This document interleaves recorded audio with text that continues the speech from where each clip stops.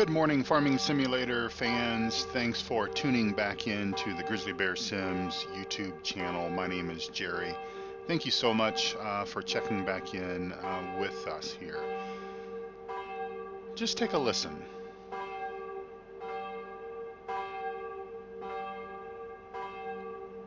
Yes, it is Sunday morning, just before 10 a.m., and the Church of Paradise Hills is calling all of its parishioners to Sunday morning church services, mass services, what have you.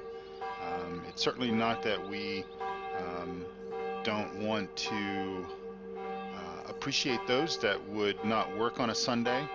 But again, this is a virtual game, and I do happen to be recording this on a Sunday morning before church, before I will go myself. Um, but let's get started with our day. Now we have a lot to do today. This is a brand new day. It is somewhat up in the morning. I think, virtually we can say that on Sunday, what little bit of work that we do have to do, we start later in the morning. Obviously, perhaps we're not out and about banging on tractors and making loud noises on Sunday morning. So, but it's time to get started. We have a lot to do today. We have a lot to do and a short time to do it. So, this is the Krone Big M 500 monster mower. As I've said before, when I've used this tractor, it sort of reminds me of the Starship Enterprise. By the way, the church bells are complements of the real-time mod. That is the modification that gives you the mod to the clock in the upper right-hand corner. It tells you which day of the week it is, which numbered day it is. Since you installed that mod, it's very helpful in keeping, especially when using soil mod. That's very helpful because if you track your days by number, if you're going to start a new field today, for example, you're planting today, you write it down as day 7, and you have chores that you need to do day 8, day 9, day 10, and then eventually harvest. So it is helpful to have that. It also shows you the real time, so as you can see, it's just after 8 o'clock in the morning, my local time. That's kind of helpful because if you're playing in full screen mode like I do, you sort of get lost for time. It's certainly not difficult to do that, to sort of lose track of time. And then the wife is sort of wondering why you've been down in your man cave for so long. So just to recap, we purchased, well, we didn't purchase, the city of Paradise Hills was really sort of tired of the weeds and everything showing up in some of these empty fields that had been abandoned by previous farmers in this area. And so, we're sort of the new kids in town, but we do a really good job. And the city of the local, village of Paradise Hills, let's call it, because it would be obviously pretty small here, very rural area, has asked us that if we would basically maintain some of these fields to help prevent them from becoming weed infestations of themselves, that we would have access to these until such time either the land was sold or until maybe we could afford the fields ourselves. The bank certainly understands our financial situation and is willing to work with us as best as possible. And so we took this field because the only real grass field that we had was field 5, which we mowed a couple of times and got a little bit of grass out of it, but not a whole lot. We need grass for our cows, we need grass for our sheep, we need grass to turn in, or we can take grass and turn that into silage. We need something, perhaps an abundance of something, to keep the compost plant going. And so I think grass is going to be the key to that. I'm not real sure what sort of yield we're going to get out of this field, but my gosh, I mean, it's large enough. We should be able to get something out of it, and considering that we can mow this field every day if we want to, or every couple of days, that's going to be our plan. So this is going to be completely automated. I will sort of talk you through the process here if you want to know. If you don't know, we're going to use course play for this. I've already set the course up. Now, unfortunately, because this field, when I purchased it, I immediately sowed grass on it, so course play doesn't see it natively. So you have to go in and you have to basically record a course around the perimeter, which is what I did. I've already done that, did that off camera. So I've got my course, my perimeter course recorded. That's over here in field 4 boundary, that's what that's called. And then I went ahead and based on the dimensions, the working width of our Krona Big M 500 mower, I went ahead and set the course up. Now I just briefly tested it just to make sure that it would work, and it does. And so I've also taken the time to record a course for a tractor and the forage wagon to come along at some point and pick the grass up. We're not going to do that at the same time because I've found through my experience with, especially with doing tasks through course play that involve mowing and picking up of the forage, and even harvesting and trying to pick up the straw at the same time, the tractors kind of get in each other's way, and that sort of has to do with the way that the forage vehicle, whatever that's going to be, handles the way that it finds where it's left off versus the end of the field and all that kind of stuff. So it's a little bit crazy, but it works really well. And yeah, so that's what we're going to do, because you've seen mowing on this channel, or at least with Paradise Hills you've seen mowing. So we're not going to repeat all of that. I've just told you sort of what we're going to do and how we're going to do it, and we're going to go ahead and hire Fred. Fred's a local guy from Paradise Hills, and the bells have stopped. Church services has started. We'll try to get to Mass this evening down here in Paradise Hills. So anyway, Fred's going to run our Krona Big M 500, and he's probably also going to collect the grass later today as well. We're just going to go ahead and pay him for the full day. He's a good guy, very dependable guy, that Fred, and pretty good friend as well. So hopefully he didn't consume too much adult beverages last night, and he will do a good job for us here down on our Paradise Hills farm. All right, so basically we just need to do add this course, and it's actually already added. So let's go back here because I messed up, and let's dump that course out and then come back in and add this again. So this is a tip. It's not necessarily anything that you need to copy verbatim, but I like to keep my courses organized by fields. And of course, as you can see, we don't have a whole lot of course play courses for this farm. We've got a couple of transfer courses that I use to move equipment from the northwest farm to the southeast farm and vice versa. We've got a BGA course that I really didn't bother to put in a folder, and then we've got a Field 2 grain to storage course that I'll be talking about here momentarily. But Field 4, since there's essentially multiple components to this process, it's helpful to organize these under the field name. And so I'm sure you already know how to create the folder. You click on this guy here, this icon. This will give you the opportunity to name a folder, and then you can move things in by clicking this icon and then selecting the folder that you want to move into. It's very helpful to keep the list organized. So this is our mowing course, Field 4, mow. 13.4 is the working width, northwest to south. That just sort of gives me an idea of what the piece of equipment is, the working width, and of course I know that this is a mowing course and we'll always use the Krona Big M for this job.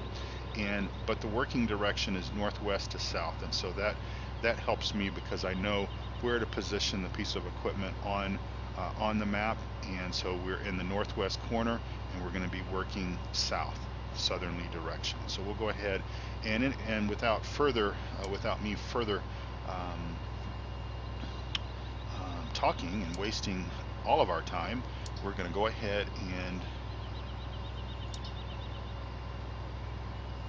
load this course and just make sure that everything still stays. So 13.4 is our working width, northwest, south.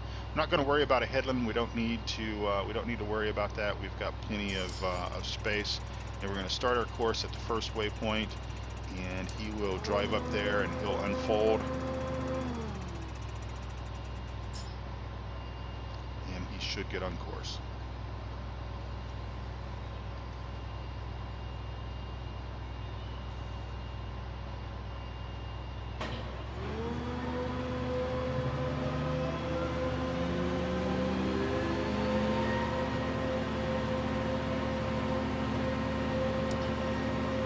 And he's off. So obviously the course is just a little bit off here. I went ahead and did the exterior boundary of the field.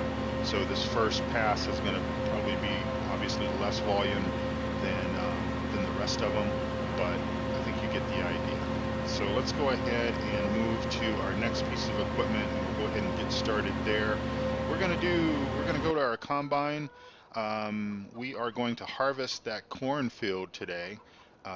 If you can believe that. I had, originally I had sort of talked about the fact that I wasn't sure just how much yield we were going to get out of that grass field. And so I sort of said, well, until we know that, I wanted to hold off on making a decision on what to do with the field. But we're going to go ahead and just play this thing a bit loosely and assume that we're going to get enough yield off of that grass field to handle our loose grass needs, as well as our silage needs, and have some left over for compost. So we'll see. So we're going to go ahead and cut this or harvest this cornfield and go ahead and put this into our grain silos and eventually sell that. And we'll just pull up to our header here.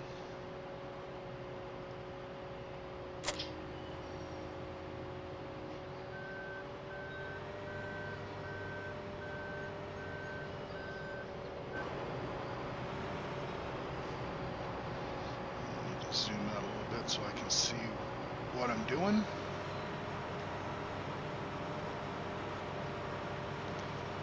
And I don't know if we will, I doubt very seriously if we'll get to the point in time in this episode where I will actually set up our forage wagon picking up the grass, or have Fred do that, just because it's going to take him quite some time to mow that grass, and so that'll probably be the second episode or the next episode for this particular day.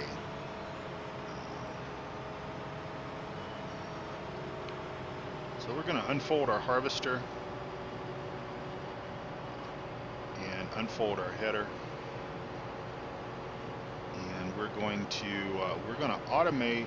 We're actually hiring another local guy by the name of Greg, who's going to run our combine harvester for us today. And we're actually going to work, so it's not like we're going to be sitting around watching all the talking heads talk about what a great football team your football team is, but we're actually going to be working. And so we're going to use Auto Combine for this just because it works really well. We're going to go up and down for this. No need to cut a header in this, just because we've got plenty of space at both ends of the field.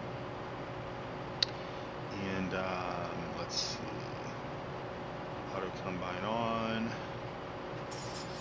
Let's see, I think this is set up correctly.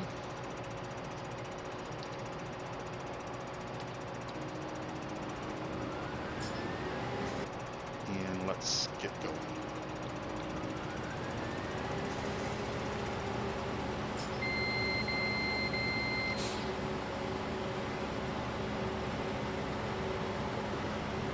All right, so Greg, I think his name is going to do this for us, and he's going to head down that direction. Now,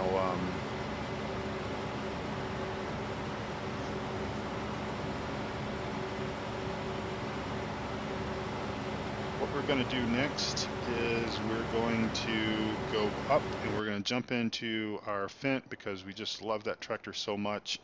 I think I had mentioned a couple of episodes ago that perhaps the Fendt, and again, I keep forgetting to take the parking brake off, that perhaps the 1050 was going to be in 17, and it's not. I read someplace there. Obviously, Fendt is going to be a brand that's going to be in the base game of 2017, but it's actually not going to be the 1050. So we're going to park right there for just a moment, and we're going to very quickly jump on the phone with our dealership down the road and hire or buy a auger wagon, and we're going to buy this. This has got, again, you modders, please, put stuff, fill out all this stuff down here at the bottom, people. Tell us what the capacities are for these pieces of equipment. This one, best I can remember, this has got like a ungodly amount of capacity on it. This one is at 45,000 liters, which might be a little bit normal for that, for an auger wagon like that.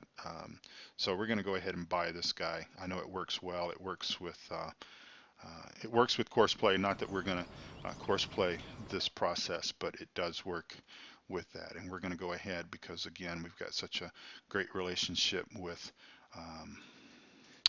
our dealer. We're going to have that delivered, and we're going to go down and pick this guy up.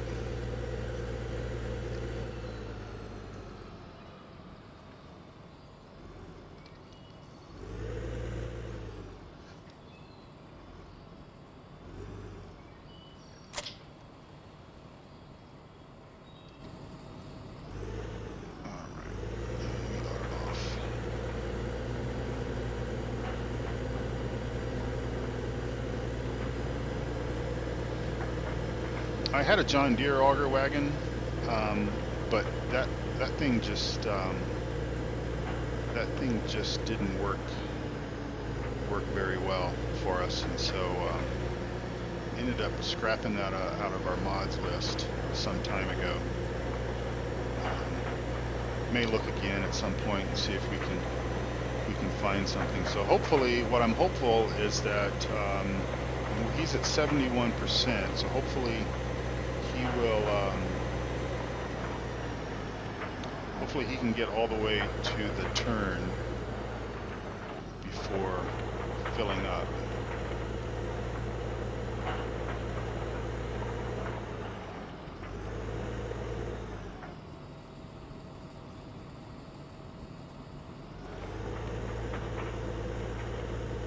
And I'm not hopeful that that's going to happen. And then we've got Tommy here driving our International.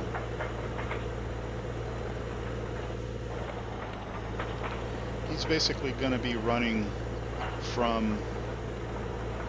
No, he's not going to make it. He's going to stop here in just a moment.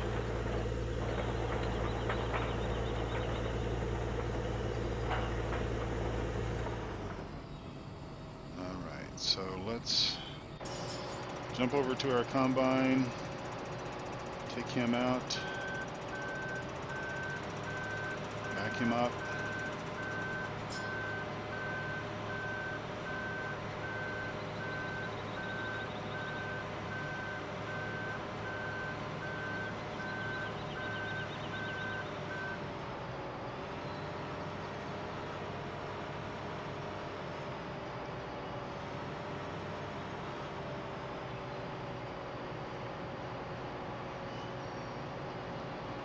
Fill him up.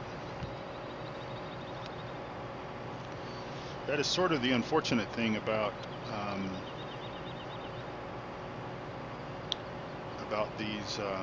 these larger fields is if the combine can't get all the way to the end to turn around, you sort of have this problem.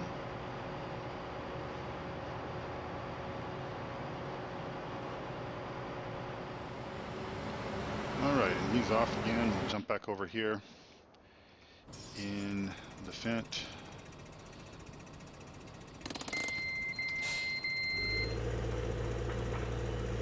What we may end up having to do is get Fred to essentially go around in a square, so that his pipe is always going to be on the outside edge.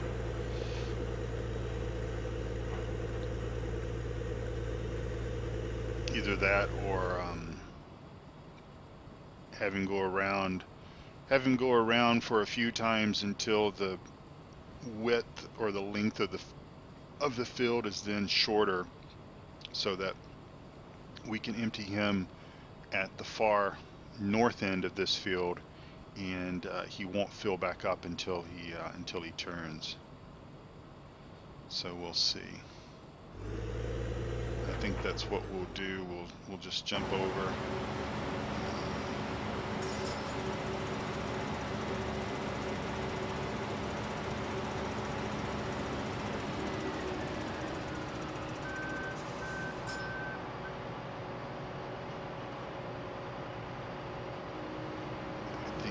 I think you kind of have to stop him and then restart him. So this way he'll go around, and his pipe will always be on the outside, and we'll just do this at least until he gets until the length of the field shortens down somewhat. So let's just have a quick look at our mower and see what's going on there. Did I put that in a group? I did not, so please bear with me as I tab through.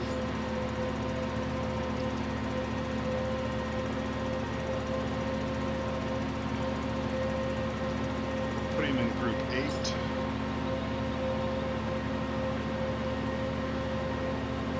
Just name this mowers for now. And there you go. Oh, you didn't know you could do that? This is one of the things that I love about the vehicle group switcher, is that you can change these names around. So by default, the groups are numbered, so 1 through 0. But you can change the name. So you basically go into edit mode, and then you have a group that you want to rename. So for example, group 8 that we just renamed. If you hold down Control and that number 8 for a few seconds, it'll bring up the field, and you can type in whatever new name that you want, hit enter, and it's now called that. So I kind of keep things organized by small tractors, medium tractors, larger tractors, my combines, telehandlers, wheel loaders, trucks, sprayers. Forestry kind of has a thing. Obviously, I haven't put some of the newly acquired forestry equipment into that group. I'll do that at a later time, but that's how that works. So yeah, so he's getting along quite fine. Let's see, he's maybe a quarter of the way through. So we'll just kind of leave him to do his thing. Won't mess with him, and we are full, so we need to get going. Now, obviously, I'm not going to make you watch me do this the entire episode, but I did sort of want to just sort of show off some of this functionality. And of course, you can automate this 100%. You can have Courseplay running the auger wagon. You can have Courseplay running, obviously, the harvester, and you can have Courseplay, and I have Courseplay running the international truck with the belly dump trailer. So you can completely automate these tasks should you want to. But we like participating, and the thing about it is I recognize that these types of farms, my granddad was a farmer. and he was an independent farmer, and he had help. He had hired help, which came in the form of my father and my uncles and one of my aunts. But he was an independent farmer, and he just had a couple of fields, nothing near this size, obviously. He had some equipment. Of course, this was back in the 50s and early 60s. Um, but obviously, a farm like this can't be can't be farmed by yourself, especially something this size. And so you have help, and that help when you're playing 15 or 17, that help that we all need from time to time comes in the form of the automation. And it just depends on how much you want to automate. And as I've said before, I use automation as helping to fulfill a role that either is a little bit too too much for me to want to do the task at hand. I do enjoy mowing, but I don't enjoy mowing enough for the size field that I've planted in grass, obviously. And it's a pretty daunting task. And so, using courseplay to do that helps us out tremendously. And of course, as I'm planning out things to do, things to show you, the viewer, as you visit my channel, I don't want to do the same things over and over and over, if it's at all possible. And of course, some things we will show over and over and over because it is the course of running a farm of this type. So you will see at least bits and pieces of a harvest like this. You will see bits and pieces of tasks of feeding the cows and managing the cows. Of course, Stevie on this wonderful map, so much of that is somewhat automated for us. I mean, we don't have to muck out the barns, because he's put the automated processes in there to handle that.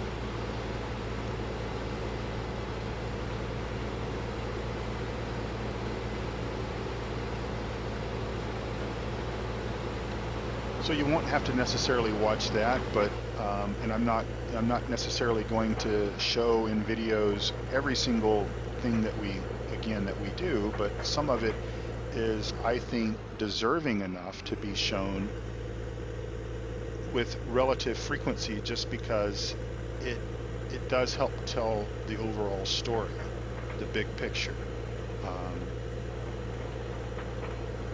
So we're at 71%. We're going to just kind of stay back a little bit. And what I will probably do is cut this. Yeah, I had to make additional tram lines. The sprayer that I use, the John Deere sprayer, I think it's the 9630, I believe. No, the 8370R. That with the booms, the long booms, for this field, I think it takes 4 or 5, I think it's 5 passes. The 5th pass, I can avoid putting tram lines in the field by essentially driving pretty close to the field. But these trees, as you can tell, these trees started getting in the way. And as far as I know, there's no mod sprayer that's available that allows for independent extension of the booms. And I would have to think that that's probably by design. That's probably the way it works in the real world. Because if you think about it, if you've got a 40 or 50 foot boom sticking out, on either side, sort of think about airplane wings, and you decided for whatever reason that you aren't going to extend the boom on the other side. So you basically have a lopsided piece of equipment, and so it's going to basically want to tip over. So we're full. So I just need to bring up my F1 menu here and try to remember. We'll close the cover. Oh, it's cutting through, just a little clipping through. Oh well, no big deal. We'll open the cover so we don't have to stare at that. And let's see, pipe out is O.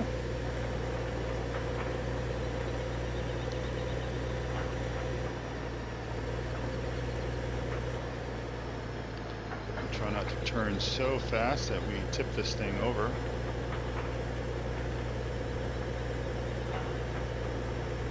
And we will go and dump.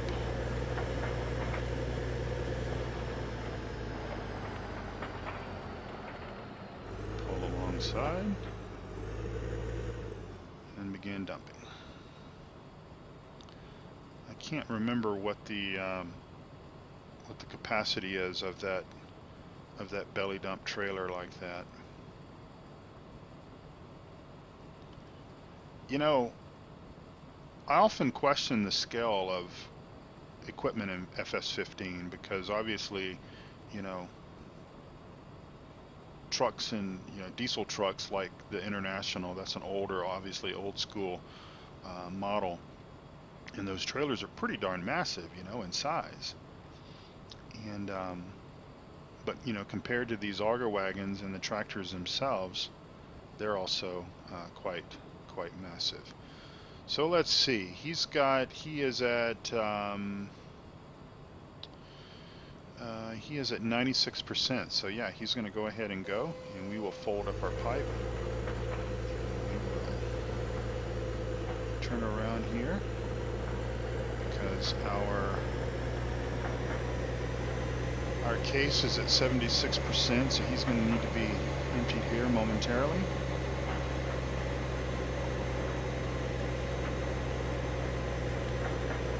So on a larger field, I like to use an auger wagon, and as I'm doing, I like to automate it like this, where I'm automating the combine operation. I've hired a worker to do that, and I either set up a tractor with a fairly large capacity tipper on it to then dump the auger into, or use our diesel truck and belly dump trailer like that.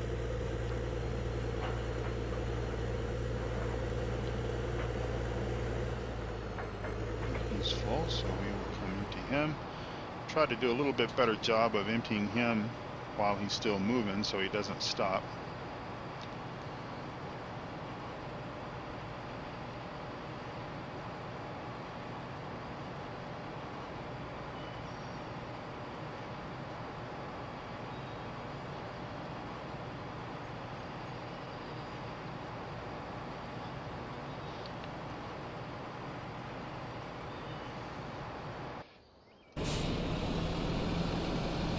How that's going.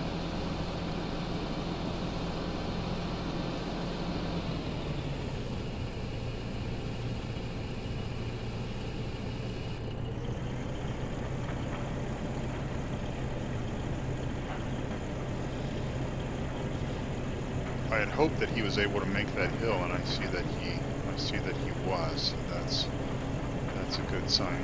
He's a bit slower. Obviously, it's an older truck. I like to use a little bit of variety, and I also like to try to keep things as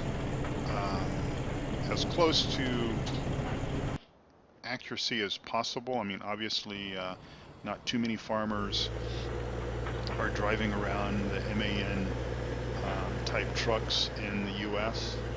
on U.S. farms, and so that International, it's slow, but it would have possibly been something that a farmer like this, a guy that's a bit conscious on his finances and everything, might pick up used somewhere, you know.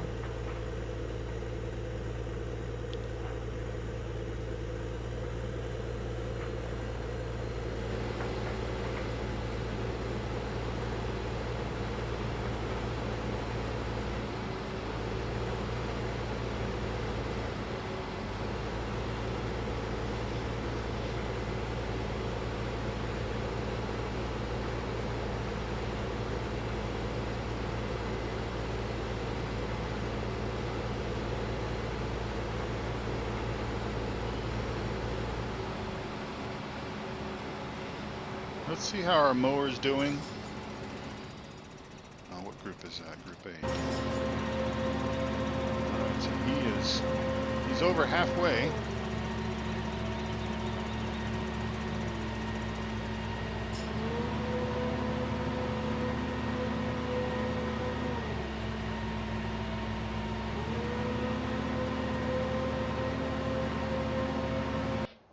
Now, one of the things, obviously, right now I have him set up to, produce a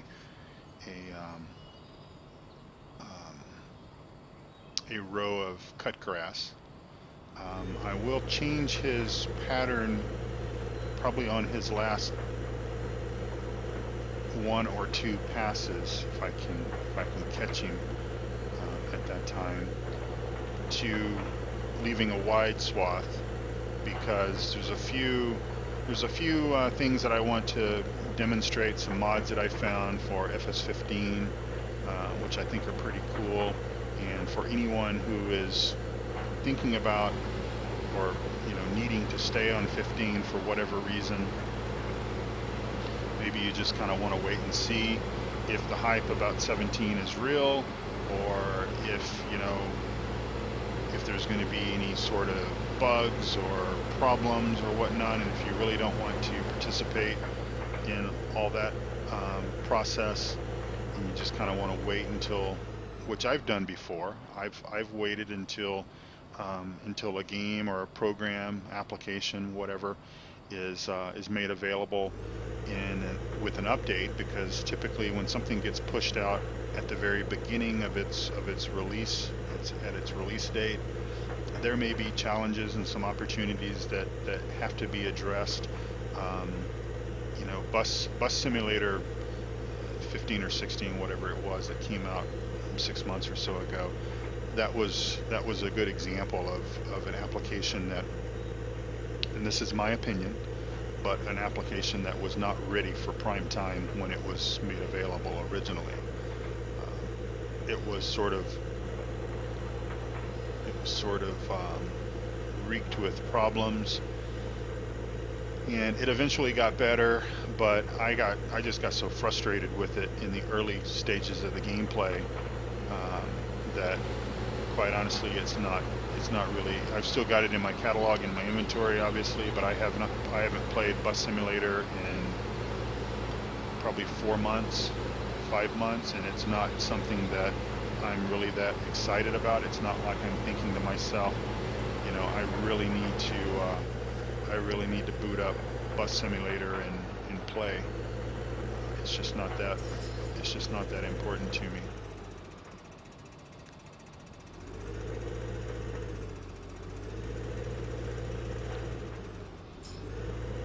Which sort of brings me to the process in which I play maps.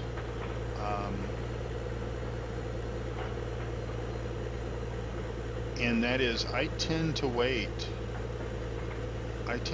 just a little while before I start playing a latest and greatest map, a new map, so especially like a brand new map. So let's say that somebody releases a brand new map, or let's even use Paradise Hills as an example. It's at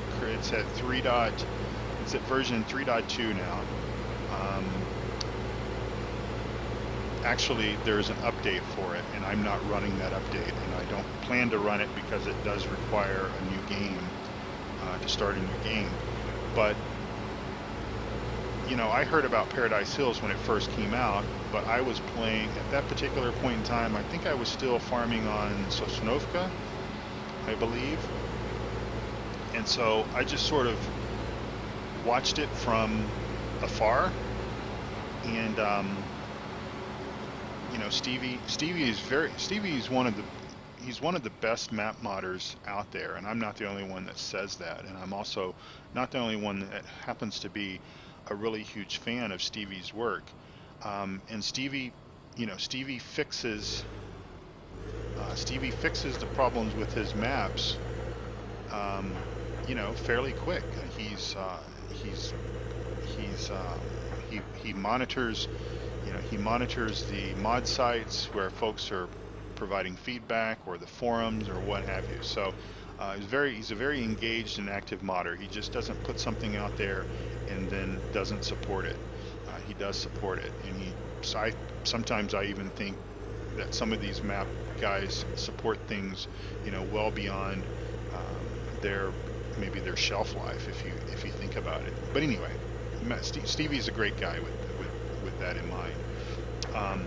But because when I start playing a map, getting everything set up, one of the first things that I enjoy doing when I start playing a new map is obviously getting the livestock aspects going. So if it's got dairy cows and sheep and chickens and stuff like that, I like to get going with that.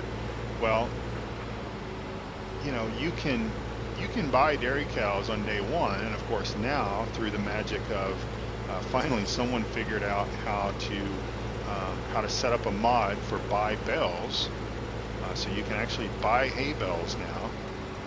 If they show up at the store, they can't be delivered, so you will have to go and collect them. But that's something that has only been out for a few weeks, and FS15 is pretty much in its twilight, as far as the fact that 17 is on the horizon. So so I like to get everything going with my all the pieces and parts that I need to raise animals. So in other words, I like to have grass, I like to have straw, I like to have silage. So that I can get my mixed rations going. Obviously, I want to be able to bring water to the animals. I want to be able to have those components, and when we have them, very much like we did with Paradise Hills, we bought our cows. We bought 25 head of dairy cows, and then we went through the process of delivering those food items. We had grass in storage, we had straw in storage, we had silage in storage, we had mixed rations already in storage, and then we had water, and bada bing, bada boom, they're able to produce at 110% almost from the minute that we select our animals. So that's something I like to do. But when you play a first generation map, that one that has just been released, then if there's problems with it, obviously, if the mod or the map developer makes so many changes to it that that it requires a complete game restart, then you got to start all over again. Now, of course, you can, and I do this. I cheat in. If I'm playing it in career mode, where I'm basically starting off with the default equipment that the map developer provides you, and starting off with the amount of funds that they provide you. If I have to change maps, or if I have to start a new game, I basically cheat the money and everything and the equipment all back in like I want it. So essentially, it's almost like it was before the new map came along. But you can't really do that with your fields. So you've got to replant your fields. You got to bring them back up to whatever state they were in. If you had if you had grain in storage, like for example, if you had harvested several fields, you can cheat that back in through, if you're on PC, modifying the files, you can cheat that back in. But but yeah, so it's a little bit of a process. So I tend to play maps that have been out for a little while. Now, you know, that may eventually become, I don't know if you could use the word problem, um, as I'm producing YouTube videos, because especially if it's a popular map like Paradise Hills, for example, that's been out for a while, there's already several YouTubers that's actively doing Paradise Hills. And of course, we all have our different ways, our different methods of doing things, and I think that's what makes it unique. I think that's what makes the process unique. Let's go check on our mower and see where he is, because again, I want to change his distribution of grass cuttings to wide, but I don't think we're quite there yet. I think he's got maybe 3 more passes or so. So we'll just let him do his thing.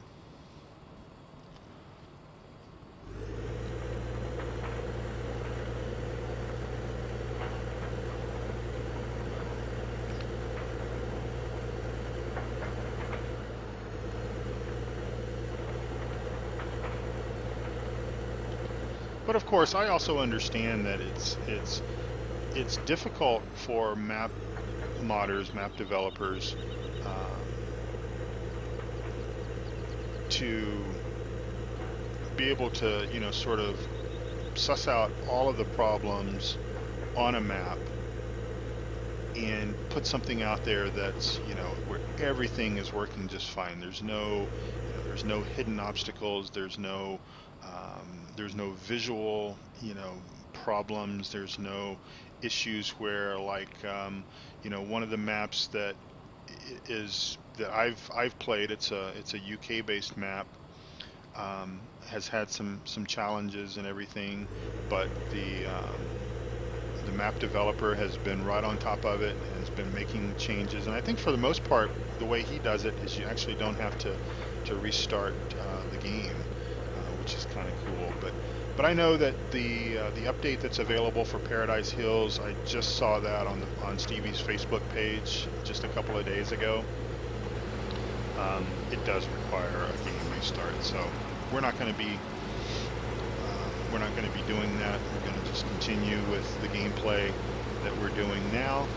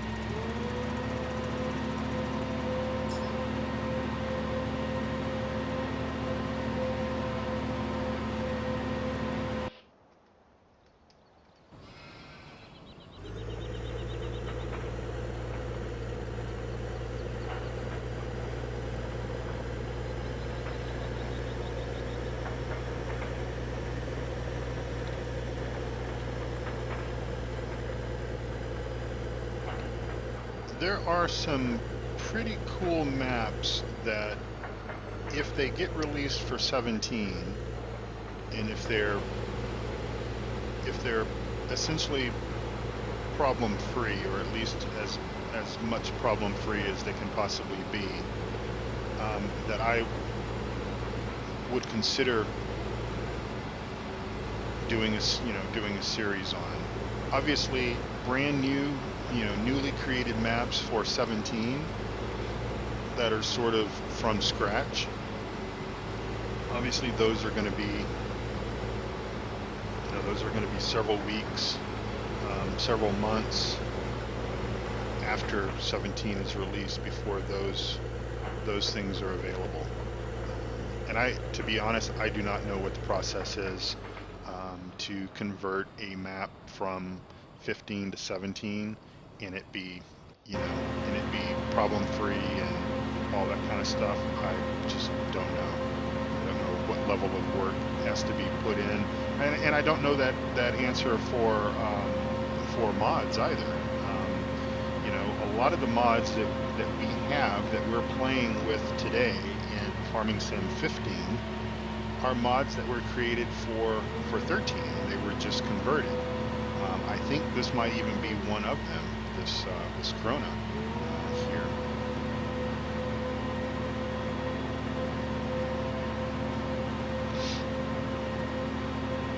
We will enable widespreading on his next turn. So, I think at a point in time, we, the community, the users, which we all always need to be thankful to our mod creators. We need to be thankful for what they do, and most importantly, we need to abide by their wishes.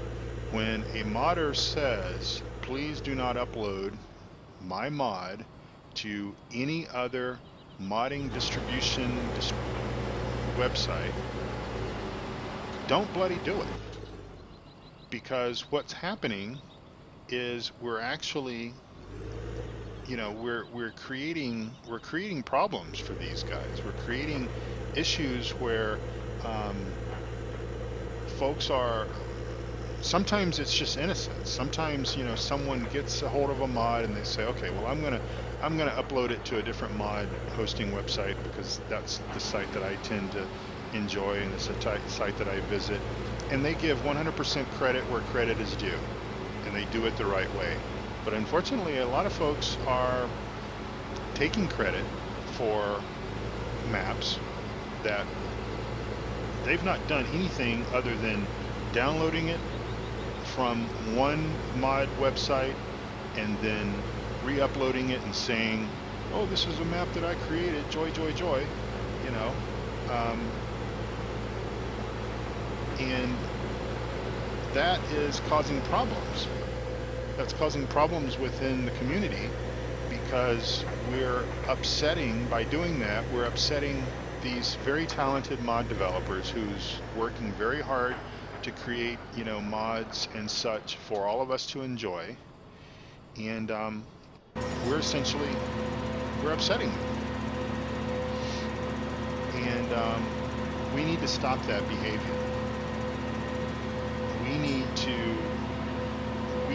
The user community needs to police this process as best as we can. And that may mean, reporting when if we see, like, for example, I know Stevie through PCSG. I've had conversations with him. Obviously, I don't know him personally. He lives in the UK. I live in the US. He sounds like a really cool guy. I'd love to meet him sometime in real life and buy him a coffee or something stronger in appreciation for all the hard work that he's done. But maybe what this means is, because I sort of know Stevie, I know where he tends to publish his mods. When I start seeing them showing up in other websites, and especially where credit has not been appropriately identified, I need to report that to Stevie, because otherwise, what's going to happen is these guys they're going to basically either go completely private, where a guy like me, for example, may not know everybody, all of these modders. Some modders have basically said, I'm going to continue to mod. I'm going to continue to create mods for FS15 or 17 or whatever the case is, but I'm only going to distribute them through people that I know. Okay, and we've enabled widespreading for this last pass, just because we're going to later at some point I'm going to showcase some cool mods that I found. So I think we need to help, because if we don't help these guys out, and if we don't abide by the rules that they suggest or that they impose, then they're gonna get upset, and they're gonna essentially restrict who's going to have access to these things. Now, the whole mod distribution piece of that, man, that is a nightmare. Let me tell you, that is a nightmare. That these websites, the pop-up ads, the questionable content of these pop-up ads, potential malware infested websites, this stuff is it's dangerous. And if you play ETS2 or ATS, then you are probably familiar with the Steam Workshop. And that is something that I think we should, Giants should look into. And of course, Giants distributes Farming Simulator through their own channel. You can buy it in a boxed edition, obviously, from distributors like Amazon, and of course you can get it through Steam. I've been a Steam fan. I know that there's a lot of opinions out there regarding Steam versus a boxed edition. I actually enjoy the benefits of what Steam delivers, keeping the software up to date and that kind of stuff, not having to keep up with discs and license keys and all that kind of stuff. But of course, you're dependent upon Steam staying in business. But I think that they will. But having a workshop, maybe something that, and it looks like there is, obviously, Giants themselves have their own website where some mods are getting published to. You can go out to the Giants website, and there's a link there at the top that talks about mods. But that would certainly help. These different upload sites, that's just great. And I know that I maintain I have a web host that I have all of my websites running on. And I have a very wide variety of interests that far exceed gaming. And so I've got a lot of different websites that are not connected to my gaming hobby. And I have all my websites through a web host, and I've had to change web hosts from time to time because lack of good customer service or what have you. And I've got really good I've got good download speeds and what have you. And it costs money. I mean, it costs me several dollars a month, a couple of $100 a year to run all this stuff. And I'm certainly not suggesting that that a guy that wants to create a map goes out and pays for web hosting and everything so that he can do this. So obviously there is some valid reasons to have these different uploaded type sites, and I know that everybody, it costs money to do everything in the world. If you think that life is free, it is not, because someone is paying for that. And I'm not going to go down that political rat hole with you, but nothing in life is free, even including freedom.